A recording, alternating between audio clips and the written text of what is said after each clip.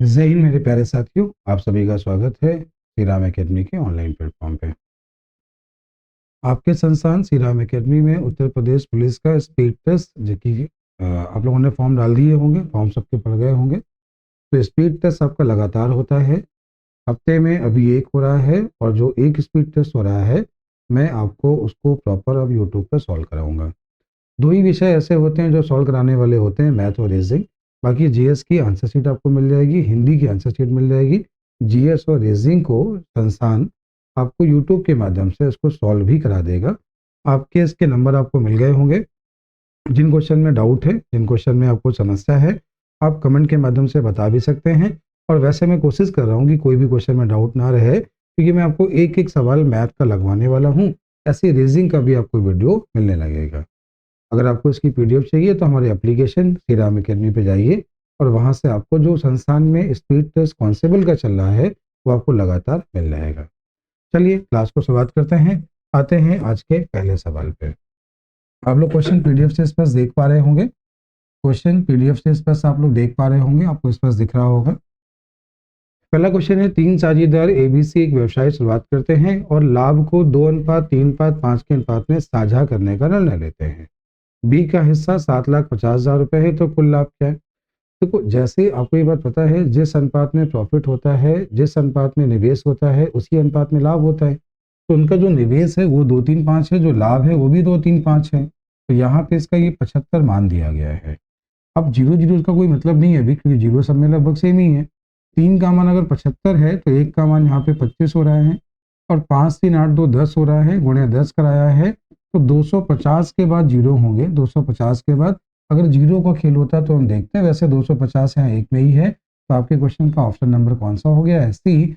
उम्मीद है आप सभी को पहला क्वेश्चन समझ में आ गया होगा। इतनी ही आसानी से आपको करना था।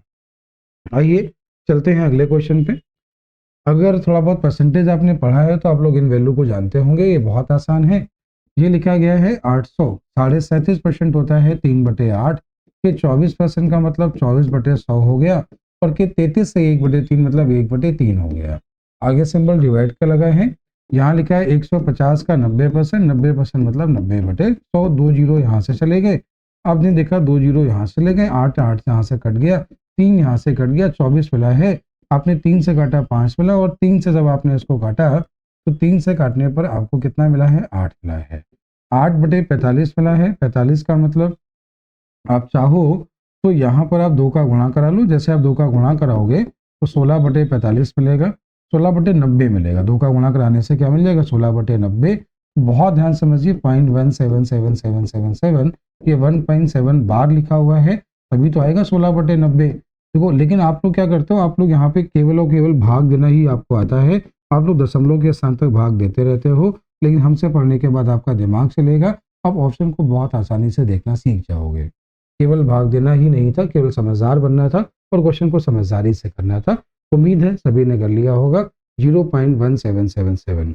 इतना ये जानने के लिए आपको एक टॉपिक पढ़ना पड़ता है, डेसिमल फैक्टर। तो आप यहाँ से समझ जाओगे कि 7 कैसे आया, वरना अभी आप भाग दे के कर रहे होंगे।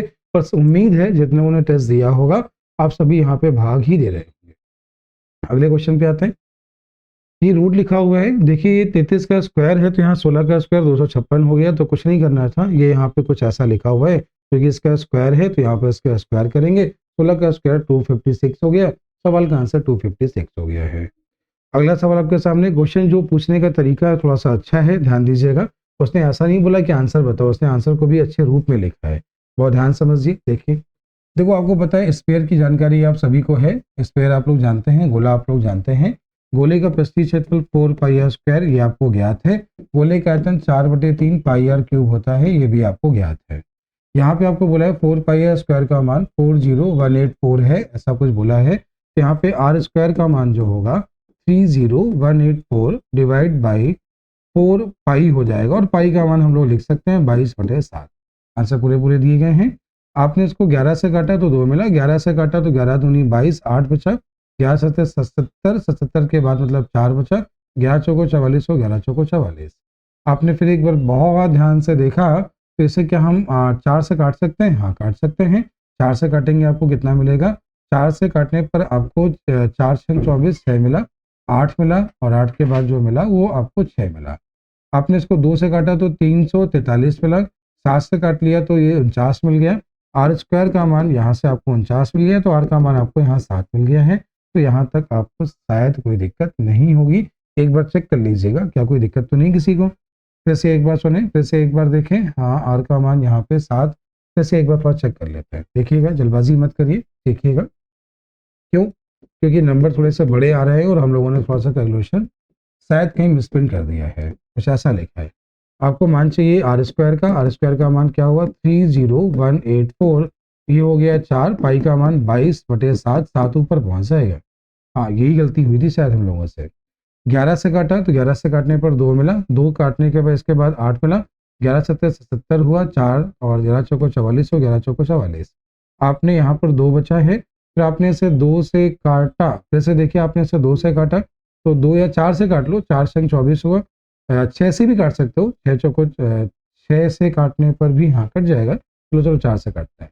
8 ये हो गया, इसके बाद 6 हो गया। आपने इसको 2 से काटा, 343 मिला और ये लिखा है 7 की पावर 3 गुणे 7, 7 की पावर 4 हो गया।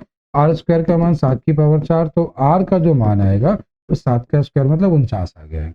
अब देखिए, यहाँ से आपसे आयतन पूछा है। आयतन 4/3, पाई का मान 22/7 रखा गया है। ये यहाँ पे लिखा है आर का मान 7 का स्क्वायर। 7 का स्क्वायर मतलब 49 होता है, तो 49 गुणे 49 गुणे 49 करना होगा। आर का मान यहाँ पे 49 है। आपने देखा कि 7 से काटने पर ये आपको 7 मिल रहा है और 3/3 सब में दिया गया, तो बटे में 3 बचा के रखिए। ये कितना हो गया है? 88 हो गया। 88 गुणे 7 आपने किया तो 616 हो गया, बटे 3 हो गया, इंटू में 49 का स्क्वायर हो गया। जल्दबाजी नहीं करनी है, मेंसुरेशन फिर सुनिएगा। SSC GD, Delhi police, UPSI, इनमें जो क्वेश्चन आते हैं मेंसुरेशन के पक्का आते हैं, डरना नहीं। मेंसुरेशन के फॉर्मूले याद करने, फॉर्मूले याद कर ले जाओगे तो मेंसुरेशन हो जाएगा। यूपीएसआई और एसएससी के पेपर में फॉर्मूले के अलावा कॉन्सेप्ट समझने होते हैं, जबकि इन पेपर में केवल फॉर्मूले याद करने होते हैं। वो मैं आपको याद करा दूंगा, आप तनाव मुक्त हो जाइए, परेशान मत होइए। फॉर्मूले कैसे याद करना है इसकी क्लास में आपकी ले लूंगा, ठीक है? तो ये परेशान मत हो, अभी शुरुआत है। अगले क्वेश्चन ध्यान से देखिएगा, समझिएगा। देखो, आप लोग एग्जाम में मेरे उद्देश्य क्या है कि क्वेश्चन को एग्जाम में कैसे करना है ये थोड़ा सा सीखिए। बाकी सॉल्व करना तो सभी को आता है। जैसे ये सवाल है, एक वस्तु है जिसका कीमत 5 लाख रुपए है, 4% की कमी हो रही है, 2 बार कमी हो रही है, ऐसा उसने बोला है। अच्छा देखो, 2 बार कमी का मतलब जो कमी होगी वो 8 से कम होगी। आपको ये समझते हो ना, x + y + xy/100। तो यह कितना मिलेगा? 8 में से आप कम कितना करोगे? 0.16। यहाँ पे कमी 8% से कम की होगी। इसका 8% 4000 हुआ, तो 4600 से ज्यादा होगा, 4,60,000 से ज्यादा होगा। तो ये होगा नहीं, ये होगा नहीं, ये होगा नहीं, ये आंसर। तो आपके क्वेश्चन का आंसर कितना है? 460800। लेकिन कम समझदार लोग क्या करेंगे? पहले इसका 4% निकाल के घटाएंगे, फिर जो बचेगा उसका 4% निकाल के घटाएंगे।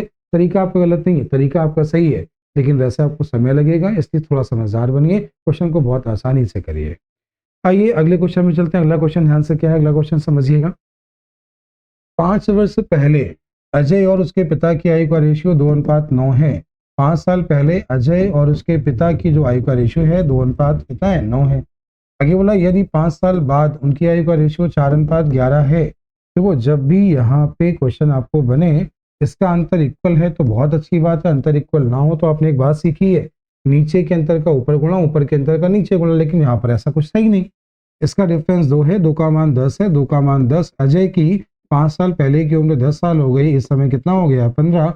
अगर आप लोग x मान के करते हो तो हो सकता है आपको आता हो, लेकिन तरीका गलत है, आपको समय यहाँ लगेगा। आइए चलते हैं अगले क्वेश्चन पे। अगला क्वेश्चन ध्यान से देखिए, अगला समझिए।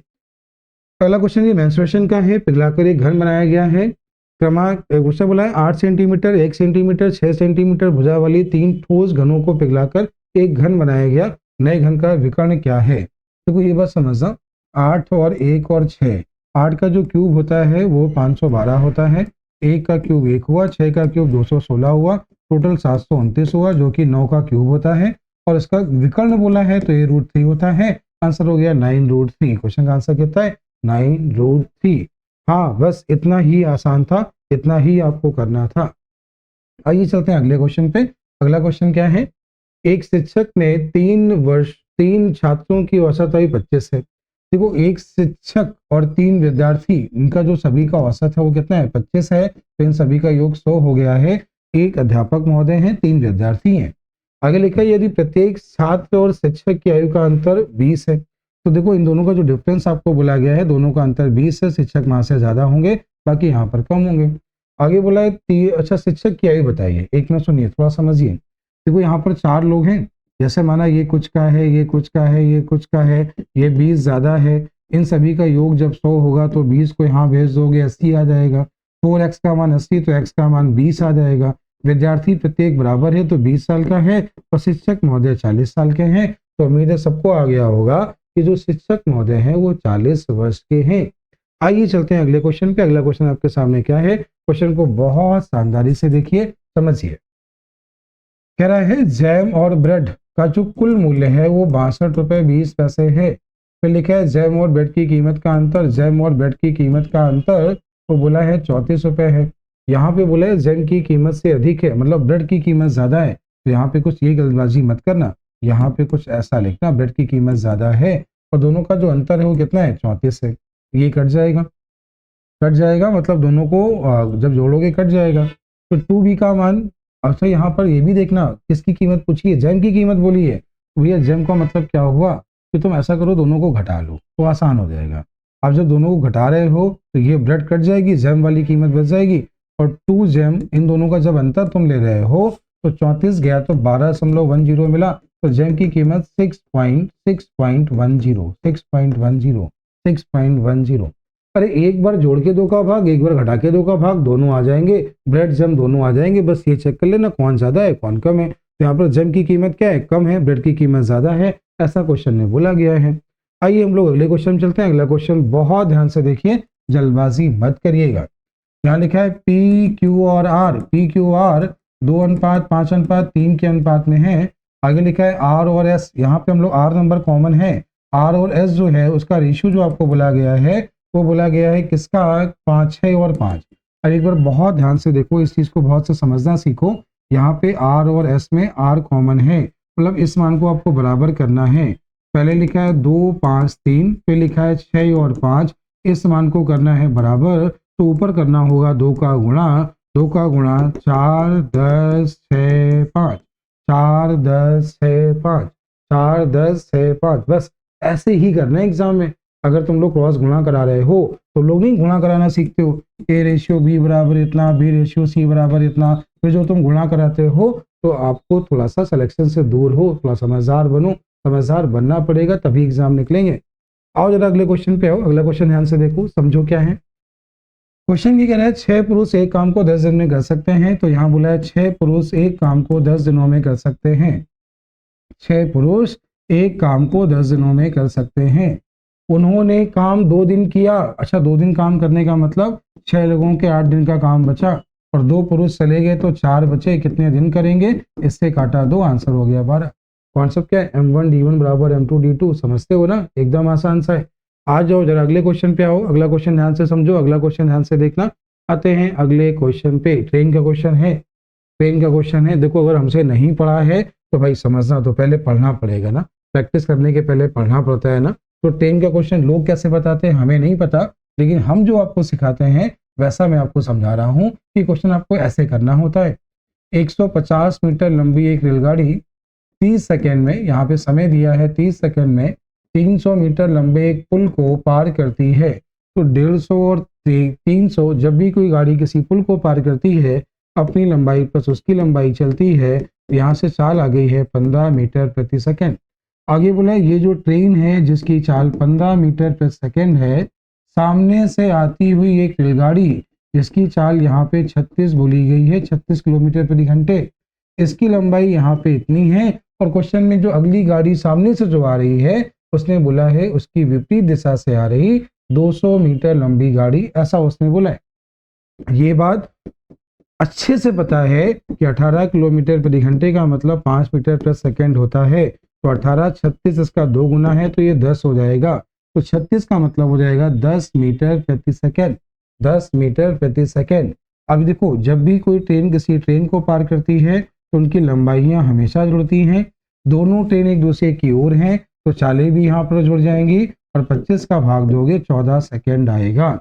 बस क्वेश्चन करने का ऐसा ही मेथड है, यही मेथड है और ऐसे ही करना होगा अगर सिलेक्शन चाहिए तो। ठीक है, आइए चलते हैं अगले क्वेश्चन पे। अगला क्वेश्चन बहुत ध्यान से देखिए और समझिए। सवाल क्या है, बोला है 0.335, ये 2 के ऊपर डॉट लगा हुआ है। आपने डेसिमल फैक्टर अभी आपने एप्लीकेशन पे पढ़ रहे होंगे।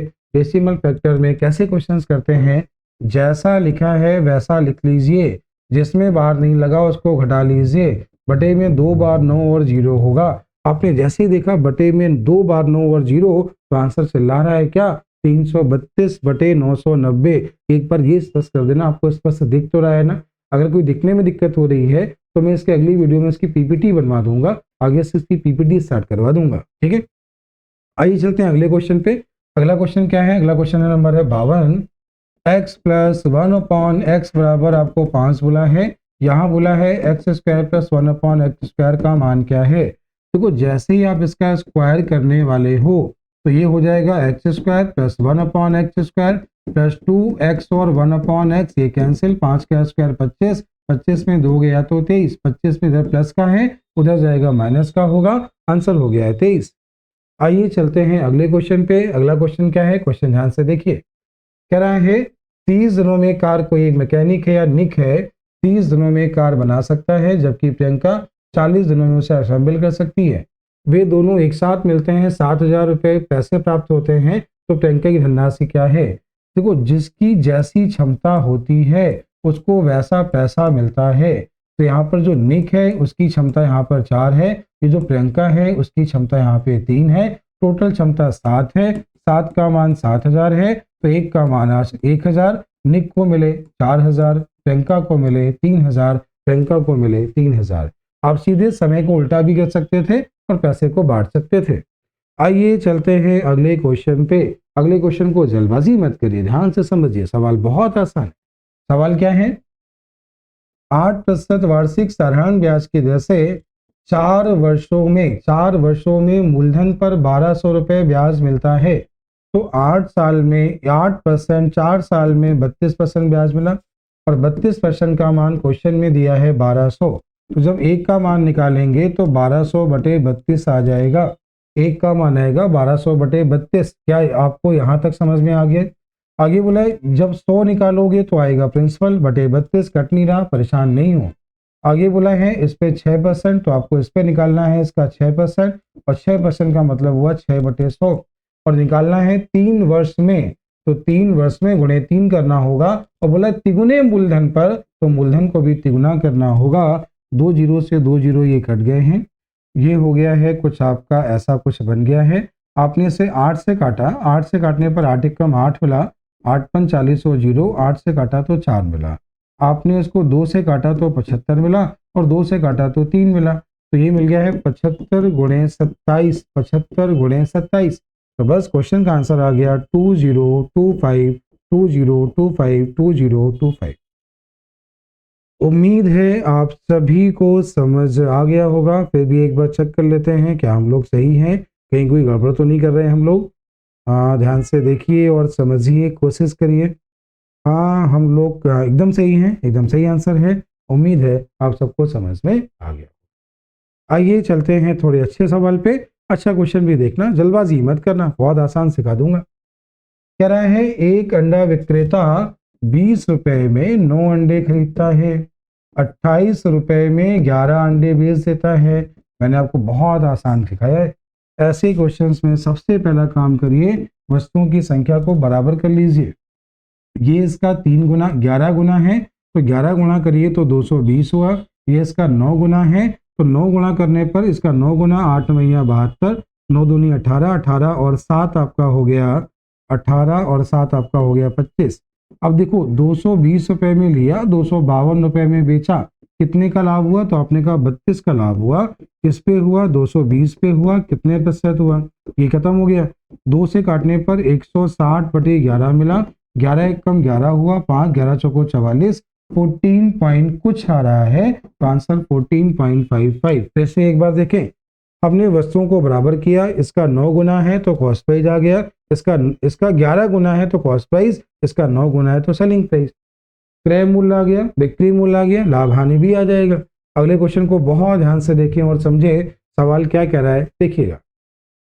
6 गुणे 4 गुणे 3 आयाम वाले 3 घनाभ हैं, एक घन बनाने के लिए ऐसे घनों की न्यूनतम संख्या। अच्छा बताओ, यहाँ पे उसने बोला है कि एक घनाभ है जिसकी लंबाई 4 3 है, इनको कुछ ऐसे कितने घन को जोड़ा जाए, इसमें ऐसे कितने घन जोड़े जाएं कि एक घन बन जाए, ऐसा उसने बोला है। तो 6 4 3 से कट जाए ऐसा नंबर मान लीजिए, मतलब हमें जो बनाना है, जब 12 12 12 का बनेगा तो आपका घन बनेगा, इनसे कटने पर 12 12 12 का बनेगा, तो घन का आयतन बोला है तो 12 का क्यूब 17 28 होता है। बस यही आपके क्वेश्चन का आंसर है, क्योंकि इसके जब इन घनों को जोड़ना है तो जो घन बनेंगे उनको जोड़ने पर 12 12 12 का बनेगा, तभी घन बनेगा। 6 4 3 से जो बड़ा घन बनाना है, ऐसे कितने घनाभों को जोड़ने की घन बने, मतलब वही ना, ईंटों के कितने चट्टे लगाएं कि एक स्क्वायर बन जाए।